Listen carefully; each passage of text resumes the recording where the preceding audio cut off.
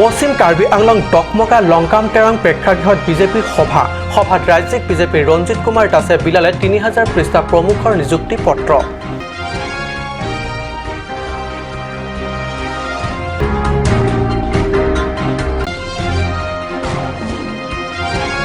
পঁচিছ সংখ্যক সদৌ কাৰ্বি আংলং আন্তঃ চাব ক্ৰীড়া সন্থাৰ ফুটবল চেম্পিয়নশ্বিপৰ সামৰণি। ফাইনেল খেলত ডংকামকাম চাব ক্ৰীড়া সন্থা বনাম লাংহিন চাব ক্ৰীড়া সন্থা ৫-১ গলত লাংহিন বিজয়ী খিতাপ।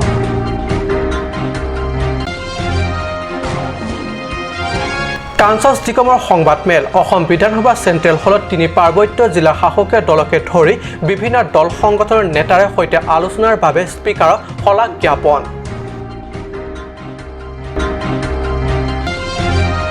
নমস্কাৰ, অসমীয়া প্ৰাইম টাইম বাতৰিত মই পৰকজ্যোতি শৰ্মাই স্বাগতম জনাইছোঁ। এতিয়া আগবাঢ়িছোঁ প্ৰথমটো বাতৰিলৈ।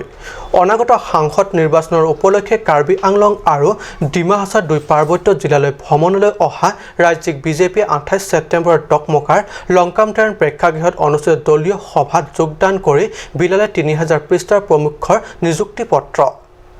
ৰাজ্যিক বিজেপিৰ সভাপতি ৰঞ্জিত কুমাৰ দাসে কাৰ্বি আংলং আৰু ডিমা হাছাও জিলালৈ আহি প্ৰত্যক্ষভাৱে আৰু আনুষ্ঠানিকভাৱে বজালে নিৰ্বাচনৰ ৰণসিংহা। লগে লগে আৰম্ভ নিৰ্বাচনৰ প্ৰাথমিক কুচকাৱাজ। ডকমকা লংকাম তেৰাং প্ৰেক্ষাগৃহত অনুষ্ঠিত দলীয় সভা অংশলৈ ৰাজ্যিক বিজেপিৰ সভাপতি ৰঞ্জিত কুমাৰ দাসে দলীয় নেতা কৰ্মীৰ মাজত ৩০০০ পৃষ্ঠা প্ৰমুখৰ নিযুক্তি পত্ৰ।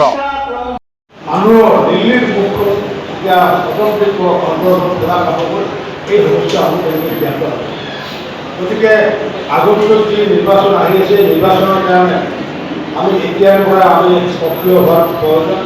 প্ৰতিগৰাকী পৃষ্ঠাসমূহ প্ৰতিগৰাকী কাৰ্যকৰ্তাই যাতে দলৰ যি নীতি নিয়ম দলৰ যিখিনি কাম সেইখিনি কাম যাতে ঘৰে ঘৰে যাতে প্ৰচাৰ চলায় আৰু প্ৰচাৰ চলালে কি প্ৰচাৰ চলাব আমাৰ যিখিনি উল্লেখযোগ্য যি খাদ্য সামগ্ৰীৰ যি সভাত চামেলাংশ ব্লক হাওৰাঘাট ব্লক মণ্ডলৰ নেতাকৰ্মীৰ মাজত প্ৰদান কৰে এই নিযুক্তি পত্ৰ আৰু তাৰ পৰা পোনে পোনে পশ্চিম কাৰ্বি আংলঙলৈ যায় সভাপতিগৰাকী আৰু বিথুং ৰেংথেমা সমষ্টিত টুমপ্ৰেং ষ্টেটৰ দলীয় কাৰ্যালয়ত অনুষ্ঠিত সভাত যোগদান কৰি সভাপতি দাসে বিলায় পৃষ্ঠা প্ৰমুখৰ নিযুক্তি পত্ৰ।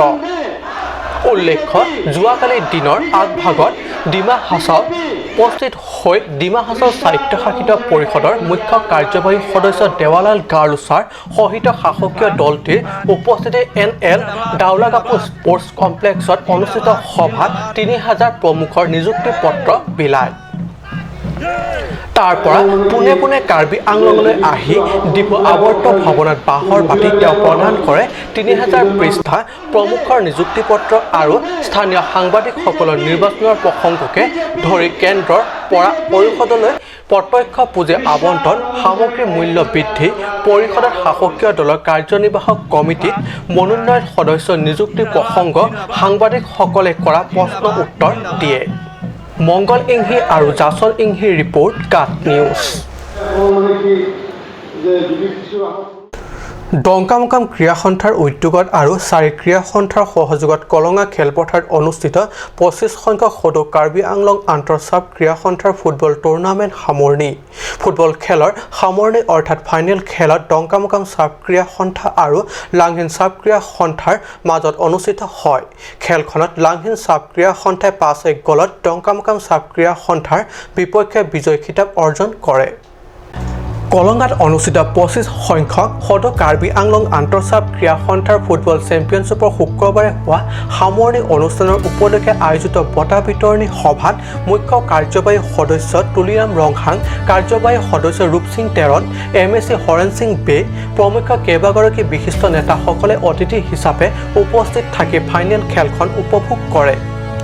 ফাইনেল খেলত সুন্দৰ প্ৰদৰ্শনেৰে ডংকামকাম চাব ক্ৰীড়া সন্থা আৰু লাংহিন চাব ক্ৰীড়া সন্থাই চূড়ান্ত প্ৰতিযোগিতাত অৱতীৰ্ণ হয় যদিও লাংহিন চাব কোৰিয়া সন্থাই 5 গ'ল দিয়াৰ বিপৰীতে ডংকামকাম ক্ৰীড়া সন্থাই প্ৰত্যুত্তৰত মাত্ৰ 1 গ'ল ঘূৰাই সন্তুষ্ট লভিবলগীয়া হয়।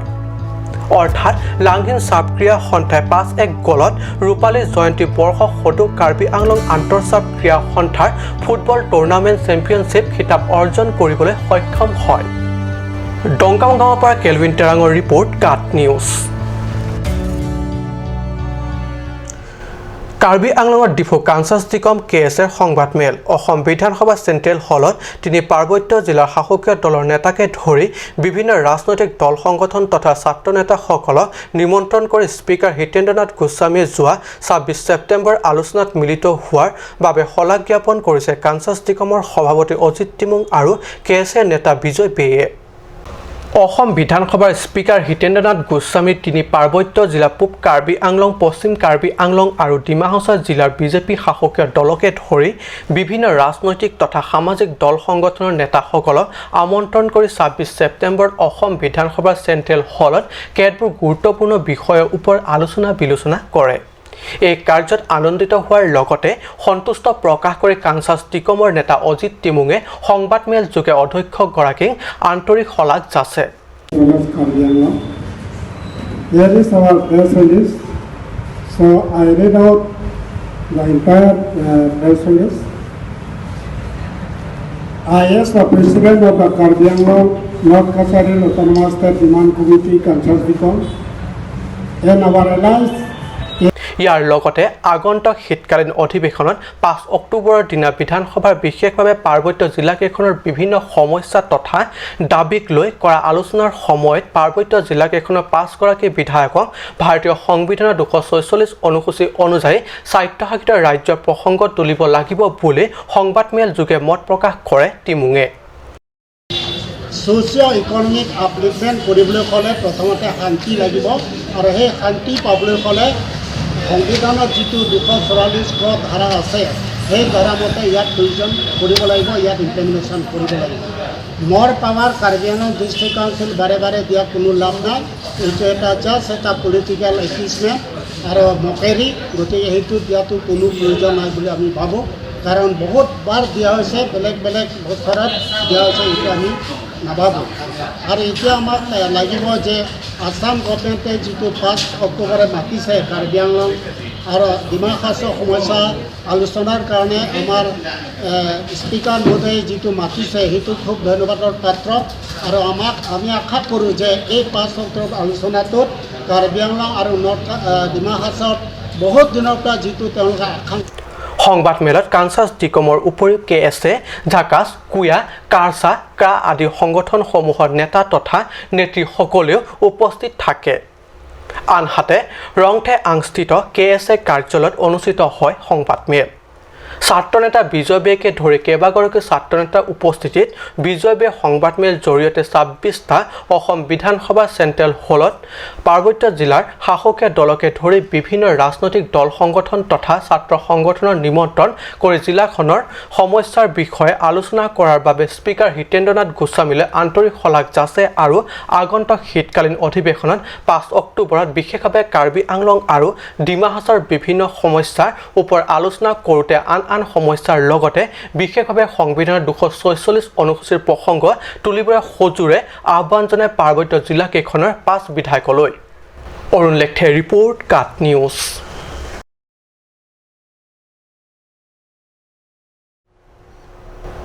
বহিৰাজ্য উট কিদৰে সৰবৰাহ হয় অসমলৈ?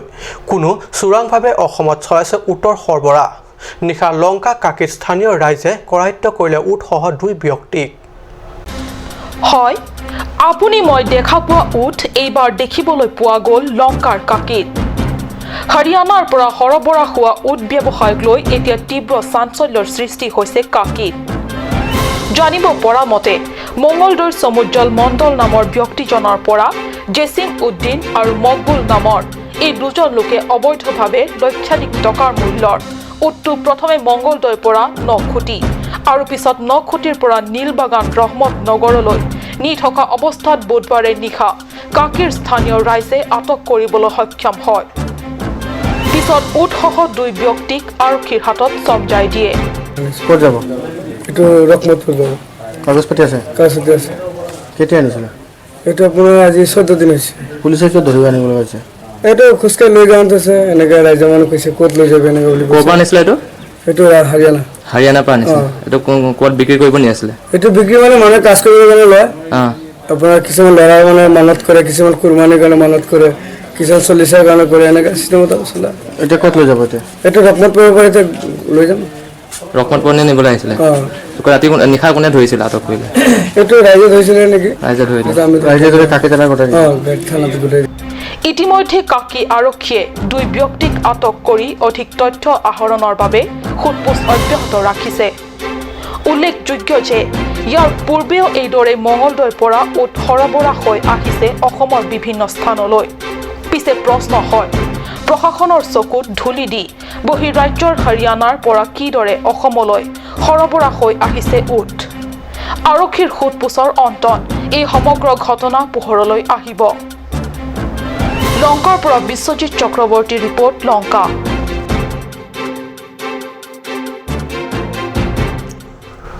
সময় হৈছে এটি চমু বাণিজ্যিক বিৰতিৰ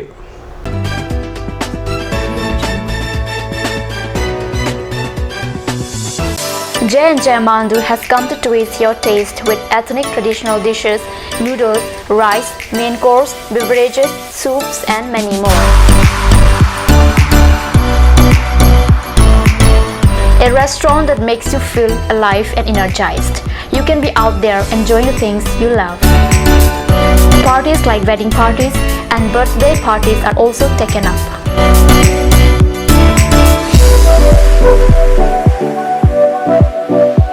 On any occasion, the order must be given at earliest time. For more queries, please contact 9435925116. J&J Amandu, Difu Karbi Anglong Birla, near Bharat Petrol Pump. A family restaurant, a part of your family.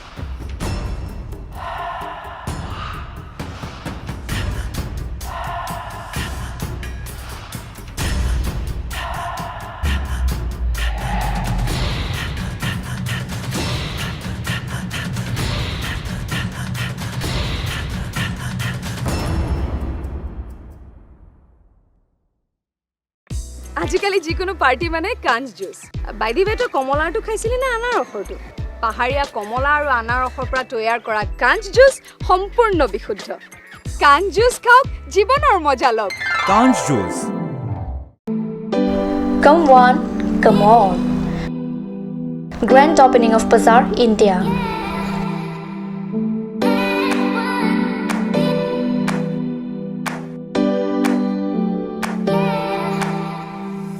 A shopping mall consisting of various quality of gents wear, ladies wear, kids wear, and tremendous quality of household items, accessories, etc.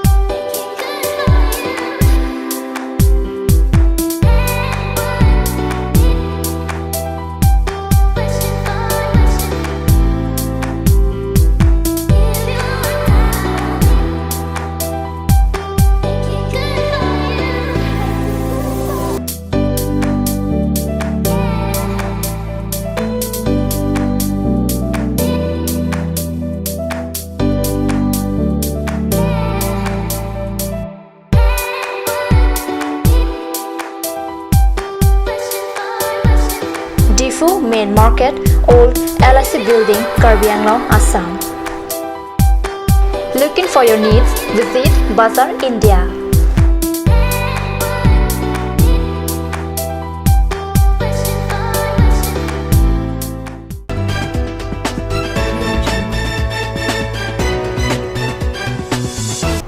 বিৰতি পিছত পুনৰ বাতৰি মজিয়াত কাৰ্বি ছাত্ৰ সমন্বয় কমিটিৰ উদ্যোগত ডকমকাৰ থংনগবে মহাবিদ্যালয়ৰ উলহ মালহেৰে 28 ছেপ্টেম্বৰত উদযাপন কৰা হয় কাৰ্বি নৱাগত ছাত্ৰ ছাত্ৰীৰ 16 সংখ্যক বাৰ্ষিক আদৰণি সভা।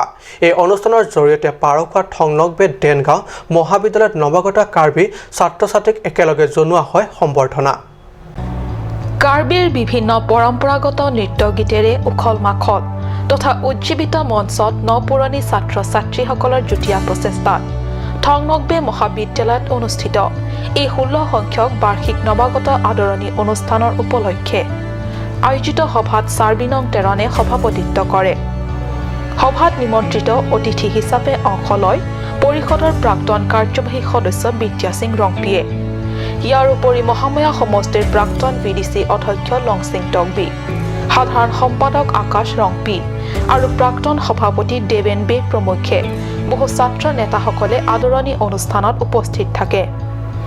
নিমন্ত্ৰিত অতিথিৰ ভাষণত কাৰ্বি পৰিষদৰ প্ৰাক্তন কাৰ্যবাহী সদস্য ৰংপিয়ে কয় যে ছাত্ৰ অৱস্থাত কেৱল অধ্যয়নলৈ মনোযোগ দি উঠি অহা ছাত্ৰ ছাত্ৰীসকলে নিজকে কেনেকৈ শিক্ষাৰ ক্ষেত্ৰত ওপৰলৈ আগুৱাই নিব পাৰি তেনে কথাত অধিক গুৰুত্ব দিব লাগে আৰু মাদক দ্ৰব্য তথা ৰাগিয়াল বস্তু সেৱনৰ পৰা নিজকে যিমান পাৰে নিলগাই ৰাখিব লাগে।